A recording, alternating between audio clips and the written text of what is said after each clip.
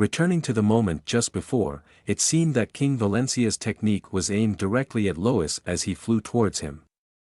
At that moment, Lois could only stand still and brace himself, thinking that this time he was truly dead.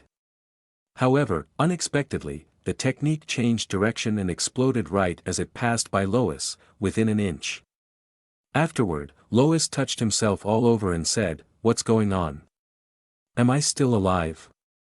Then Fairy Finn flew to Lois, crying and relieved, "Sir Lois, thank goodness you're still alive." Lois, with a serious expression, silently pondered, "But why am I still alive?" And then, in front of him, King Valencia was still in the posture of wielding his sword from earlier. Khan's trembling voice pointed upwards, "Lois, look up there." Lois looked up and noticed a large crack appearing above their heads, revealing the night sky outside. It turned out that the previous technique had hit that spot. Lois thought, unbelievable, just one sword technique can split the entire cave ceiling. What on earth? How can the power of a single person achieve this? It can't be. But wait, did he really redirect the technique at the last moment? Lois then turned to look at King Valencia. At this moment, King Valencia seemed to be in pain after the recent technique, so he was holding his hand to support himself and his sword, which had fallen to the ground, perhaps due to the injury or because the sword was too heavy. Then, King Valencia, with his green eyes, spoke up, "Little dragons, protect, go, and be careful." After saying this, he began to disappear like Thornat flicking his hand. Lois didn't understand what he meant, so he asked again, "What? What did you just say?" Suddenly, Fairy Finn exclaimed, "Sir, we must leave here immediately. This tomb is collapsing." But Lois was still hesitant to leave. About to ask further, King Valencia's body had already turned into smoke and drifted away, leaving Lois feeling regretful. Then, more chunks of ice fell from the ceiling. The two mischievous kids were embracing each other, crying in fear, shouting, "Oh! Lois, we don't want to die here."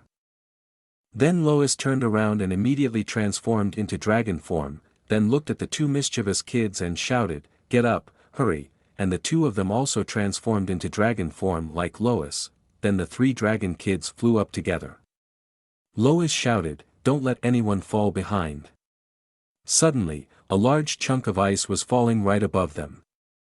Lois immediately used a splitting magic and unleashed a punch, shattering the ice into pieces. Next, they flew close to the mouth of the cave.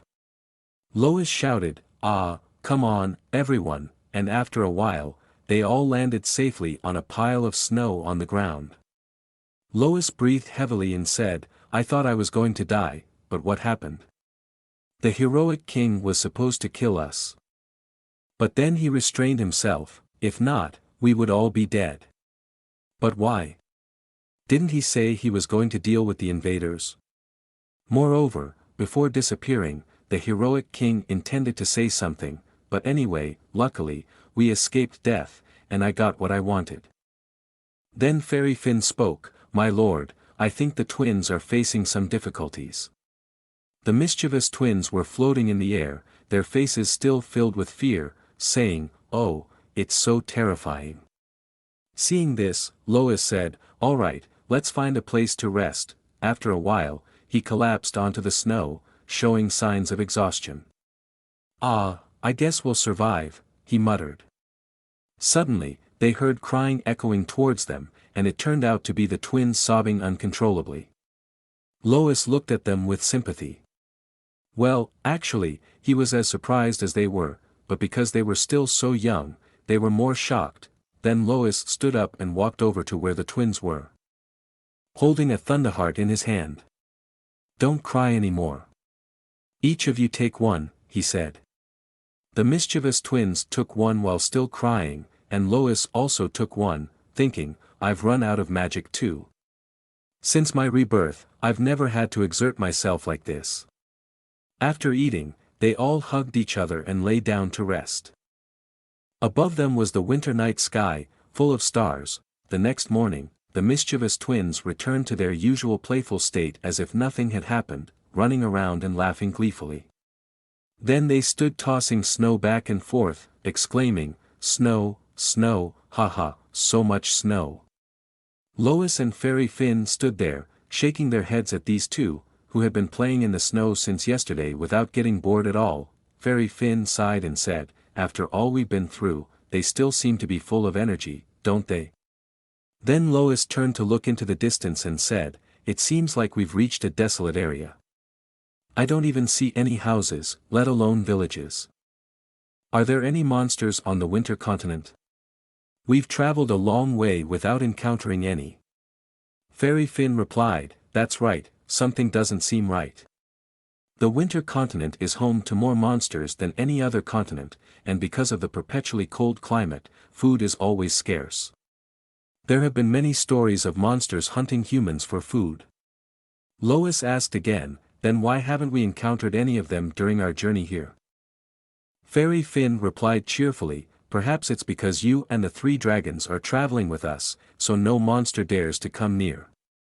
Then Lois crossed her arms, closed her eyes, and said, I understand. Then we don't need to hide our aura anymore." Suddenly, Khan exclaimed and pointed in the distance, "Lois, look over there, smoke is rising." Then they all headed in that direction together. "Okay, let's go," Lois said. After a while, they arrived at the village, but before them was the scene of the entire village engulfed in flames. Fairy Finn, frightened, covered her mouth with her hand and said, "Oh my, this village must have been attacked. What should we do?" Lois replied, "Let's go down there and see, there might still be survivors." Then they all went down to assess the situation. All the houses had been burnt to ashes, with human and bear corpses lying scattered on the ground. Lois remarked, "This could be a monster attack," then turned to ask Fairy Finn, "Did you find anything?" She shook her head and replied, "No, I don't think anyone survived." Then the 2 mischievous children also walked up and said, "There's nothing here either."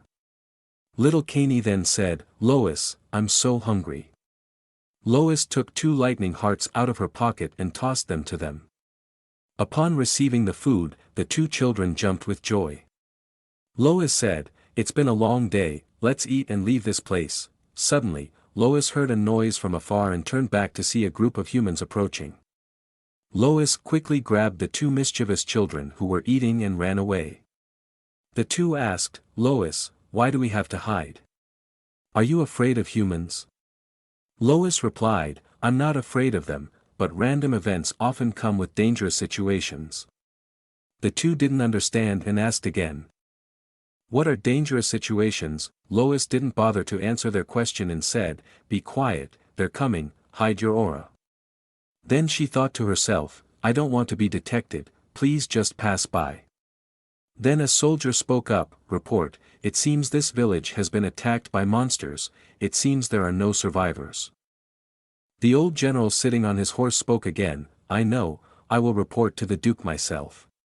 He then approached the carriage, bowed his head, and said, "My Lord Duke." As he finished his sentence, a voice echoed from the carriage, "I've already been informed about this incident, now I will personally go down there to assess the situation." The door opened, and a man dressed in noble black attire stepped out. He was the Duke of Canberg.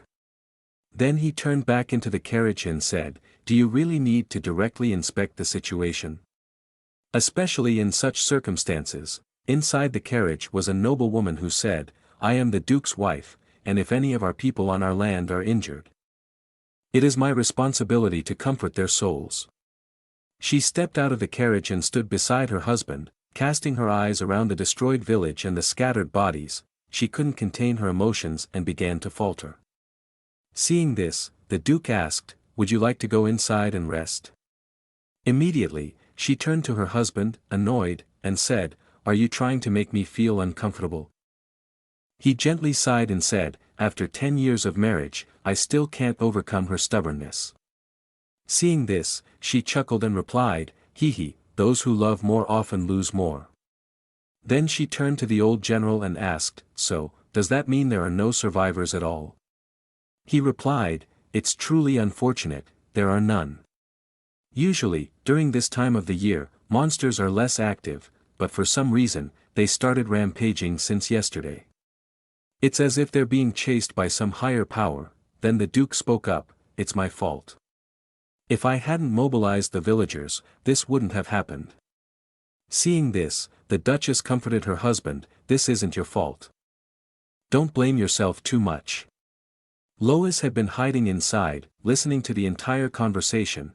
"But wait, does that mean this village became so cruel because of us? My conscience feels too painful." Suddenly, there was a long burp, catching the attention of the guards. It turned out to be the two kids, their full stomachs making them belch loudly. Immediately, the old general and several guards rushed forward demanding, "Who's there? Come out now, or we'll storm in and kill everyone." Lois was nearly consumed by anger, clutching her head and thinking, "Is this the reason behind my parents' actions? Come out now." At this point in the chapter, please leave your comments below and I hope you subscribe to the channel. It will motivate me to release the next chapter soon. Thank you very much. Goodbye.